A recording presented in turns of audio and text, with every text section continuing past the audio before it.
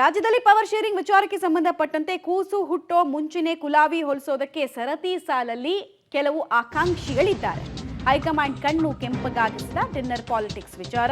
Dinner politics power sharing ವಿಚಾರಕ್ಕೆ high command break ಹಾಕ್ತಾ ಇದೆಯಾ? ಹಾಗಾದ್ರೆ ಶೀಘ್ರದಲ್ಲೇ ಗೊಂದಲ ಬಗೆಹರಿಸೋದಕ್ಕೆ ಕಾಂಗ್ರೆಸ್ನ ಹೈಕಮಾಂಡ್ ಮುಂದಾಗಿದೆ.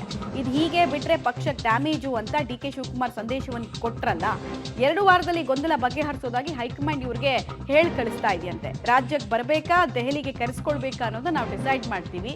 ಯಾರು ಗುಂಪು ವರ್ಧನೆಯನ್ನ ಮಾಡ್ತಾ ಇದ್ದಾರೆ ಅವ್ರಿಗೆ ನಾವು ಸಂದೇಶವನ್ನ ರಾಜ್ಯಕ್ಕೆ ಬಂದು ಪ್ರತಿನಿಧಿಯ ಮೂಲಕ ಕೊಡಬೇಕಾ ಅಥವಾ ನಾವೇ ಇಲ್ಲಿಗೆ ಕರೆಸ್ಕೊಳ್ಬೇಕಾ ಅನ್ನೋದನ್ನ ನೋಡ್ತೀವಿ ನಾವು ಅಂತ. ಬಟ್ ಒಂದು ಹೇಳ್ಬಿಡ್ಲಾ ನಿಮಗೆ, ಹೈಕಮಾಂಡ್ಗಳ ವರ್ಕಿಂಗ್ ಸ್ಟೈಲು ನಿಮ್ಮೂರಿಗೆ ಬಂದು ನಿಮ್ಮ ಪ್ರಾಬ್ಲಮನ್ನು ಸಾಲ್ವ್ ಮಾಡಲ್ಲ. ಅವ್ರು ದೆಹಲಿಗೆ ಕರೆಸ್ಕೊಳ್ತಾರೆ. ಯಾರನ್ನು ಕರೆಸ್ಕೊಳ್ತಾರೆ, ಯಾವ ಸಂದರ್ಭದಲ್ಲಿ ಕರೆಸ್ಕೊಳ್ತಾರೆ, ಅವರಿಗೆ ಏನಂತ ಹೇಳಿ ಸುಮ್ಮನಾಗಿಸ್ತಾರೆ ಅನ್ನೋದು ಪ್ರಶ್ನೆ. ಯಾಕಂದರೆ ರಾಜಕಾರಣಿಗಳು ಫೈನಲ್ ಏನು ಯೋಚನೆ ಮಾಡ್ತಾರೆ, ಲಾಭಾರ್ಥಿಗಳ ನಾವು ಈ ಡಿಸಿಷನ್ ತಗೊಂಡಾಗ ನಮಗೆ ಲಾಭ ಸಿಗುತ್ತಾ ಅನ್ನೋದನ್ನ ನೋಡ್ತಾರೆ. ಸೊ ಏನಾಗುತ್ತೆ ಅನ್ನೋಂಥದ್ದು ಒಂದು ಕುತೂಹಲ ಅಂತೂ ಸದ್ಯಕ್ಕಿದೆ. ಡಿ.ಕೆ. ಶಿವಕುಮಾರ್ ಅವರು ಹೇಳ್ತಾ ಇದ್ರು ಊಟಕ್ಕೆ ಸೇರಿದ್ರೆ ತಪ್ಪೇನು ಅಂತ ಊಟಕ್ಕೆ ಸೇರಿದ್ರೆ ತಪ್ಪೇನು? ಸುರ್ಜೇವಾಲಾ ಅವ್ರು ಯಾಕೆ ಬ್ರೇಕ್ ಹಾಕಬೇಕು? ಬರೀ ಊಟ ಆಗಿಲ್ಲ, ಊಟದ ಹೆಸರಲ್ಲಿ ರಾಜಕೀಯ ಆಗಿದೆ ಅನ್ನೋದು ಸ್ಪಷ್ಟ. ಪಾರ್ಟಿ ಇಲ್ಲ.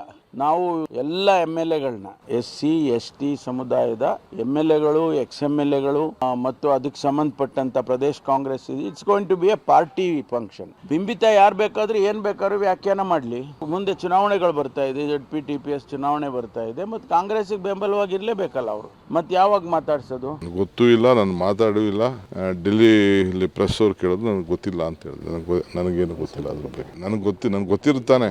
ನಾನು ಇರಲಿಲ್ಲ, ಎಲ್ಲ ಟ್ರಾವೆಲ್ ಮಾಡ್ಕೊಂಡು ಬಂದೆ.